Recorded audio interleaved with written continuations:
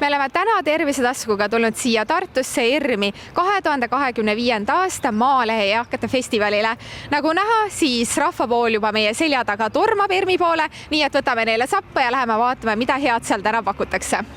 22. mail toimus Eesti Rahva Muuseumis Maalehe eakate festival, mis on suunatud eakatele inimestele ning mille eesmärk on anda eakatele inimestele edasi sõnum, et ka vanemas eas on võimalik olla aktiivne ning leida erinevaid tegevusi ning väljundeid oma oskustele.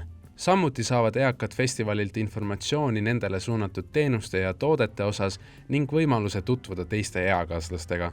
Maalehe peatoimetaja Hindrek Riikoja arvab, et eakatel ei ole piisavalt eraldi tähelepanu pööratud, isegi et nad on ühiskonnas muutumas järjest olulisemaks ja aktiivsemaks. Eakad on kuidagi see nagu ühiskonnagrupp, kes muutub järjest olulisemaks, järjest aktiivsemaks, aga kellele just nagu eraldi tähelepanu ei ole pööratud.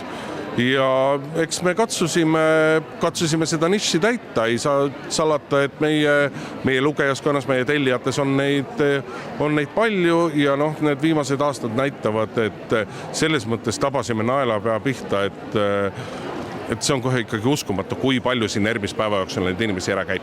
Riikoja ootas, et festivalile tuleks ligi 5000 inimest ja tõenäoliselt on see arv päris täpne, sest inimesi oli kohale tulnud väga palju. Inimesed on rõõmsad, inimesed on oodanud seda siia tulekut, et läheb asja ette. Maalehe eakate festivalil on palju tegemist ja kuulamist nii lava peal kui ka terve ERM-i peale ära jaotatuna. Riikoja leiab, et üks ürituse suurimatest võludest on teenusepakkujad ja toodete müüjad, kes on kõik festivalile kohale tulnud ja ennast kättesaadavaks teinud inimestele, kes ei kasuta väga palju internetti.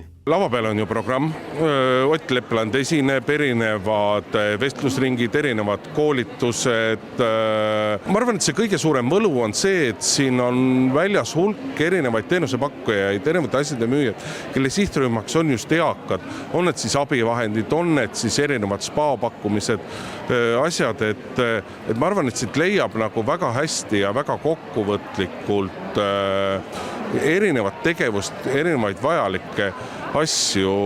Me elame küll ühest küljest interneti ajastul, aga sugugi mitte kõik inimesed ei ela ainult internetis, et selles mõttes võtta ja panna ühte kohta kokku kõik need asjad, ma arvan, see on see põhiline võlu. Maalehe eakate festivali näol on tegu Eesti suurima eakatele suunatud üritusega, mis toimub Tartus Eesti Rahva Muuseumis juba 4. korda. Riikoja sõnul on festival iga aastaga aina suuremaks ürituseks kasvanud. Kasvanud. Alustasime ikkagi mõnevõrra väiksemana ja iga aasta tundub, et kas enam saab, kas rohkem ERM-i mahub, saab küll. Ja järgmine aasta peaks olema juba juubeli aasta, et kas te olete juba ettevalmistusi teinud ja plaanid on olemas? Hakatakse selle peale mõtlema. Muidugi teeme selle ära, siis saame täie mahuga, aga mõtted on, tahaks pakkuda üllatusi, tahaks pakkuda uusi asju, aga seda näeb aasta pärast. Riikoja leiab, et inimesed ei oska tihtipeale hinnata eakate inimeste mälestusi, kogemusi ja teadmisi. Mida tihtipeale ei osata eakamate inimeste puhul hinnata, on need mälestused, need teadmised ja need kogemused ja sellest tulenevad õpetussõnad, et seda kõike tasub meeles pidada ja tähele panna. Festivalile tulnud teenusepakkuja Estkeri tiimiliige Remi leiab, et üritus on väga sümpaatne ning teistega suhtlemine on väga oluline. Saab teistega suhelda, jagame neile oma reklaamvoldikuid ja väga sümpaatne tundub. Mis on peamised ootused täna selle päevale? Ma arvan, et jagada enda ettevõtte teenuseid ja muljeid ja suhelda teistega ka.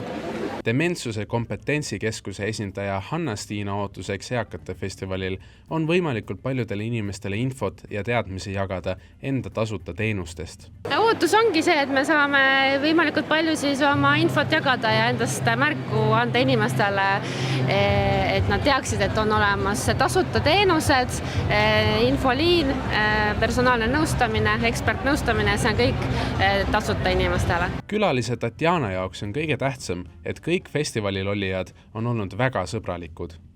Kõige tähtsamad sõbralikud olid kõik. Nägime vanu sõpru, siis nägime, kellega vanasti töötasime, tulid vastu meile ja me tuleme kaugelt ka ikka Rakverest. Külalise Beatriisi jaoks on vahva näha teisi inimesi ning sõbra esinemist toetada.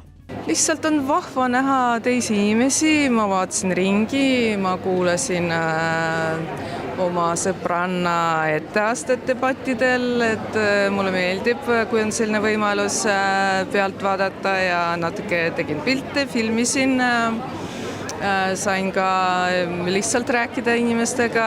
Külalise Aime arust on üritus prima ning soovitab teistel eakaaslastel palju liikuda, et püsida nooruslikuna. No see on prima kõikidele pensionäridele, mis üldse olla vabariigis võib. Kõige tähtsam on liikumine ja omada inimesi, kellega koos sa veedad seda vaba aega, sest üksildus on kõige hullem asi vanaduses. Tule välja hea meeleoluga, liigu ja sa tunned, et elu pole häda midagi. Selleks aastaks on Maalehe eakate festival läbi, aga järgmine festival on juba 2026. aastal 7. mail ning järgmise aasta eakate festival on 5. juubelfestival ning selleks on plaanis juba palju üllatusi.